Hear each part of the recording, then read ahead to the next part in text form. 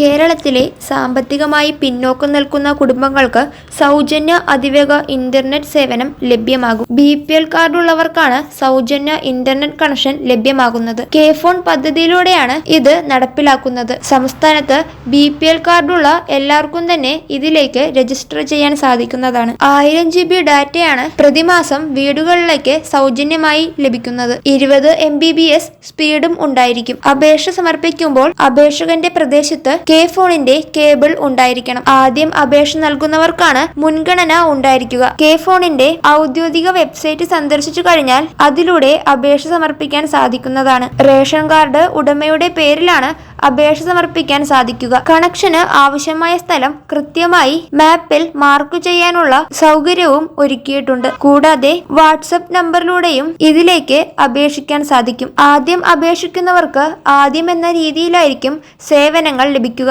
അപേക്ഷകൾ ഓൺലൈനിൽ കൂടി മാത്രമേ സ്വീകരിക്കുകയുള്ളൂ. നിലവിൽ കെ-ഫോൺ സേവനങ്ങൾ ലഭ്യമായിട്ടുള്ള പ്രദേശങ്ങൾക്കായിരിക്കും സൗജന്യ ഇന്റർനെറ്റ് കണക്ഷൻ ലഭിക്കാൻ മുൻഗണന ഉണ്ടായിരിക്കുക. ഇന്റർനെറ്റ് എത്തിപ്പെടാൻ ബുദ്ധിമുട്ടുള്ള ആദിവാസി മേഖലകളിലും ദ്വീപ് പ്രദേശങ്ങളിലും ഉൾപ്പെടെ കെ-ഫോൺ കണക്ഷൻ സൗജന്യമായി നൽകുന്നുണ്ട്. BPL കാർഡുള്ള എല്ലാവർക്കും തന്നെ ഇതിലേക്ക് അപേക്ഷ സമർപ്പിക്കാൻ സാധിക്കുന്നതാണ്.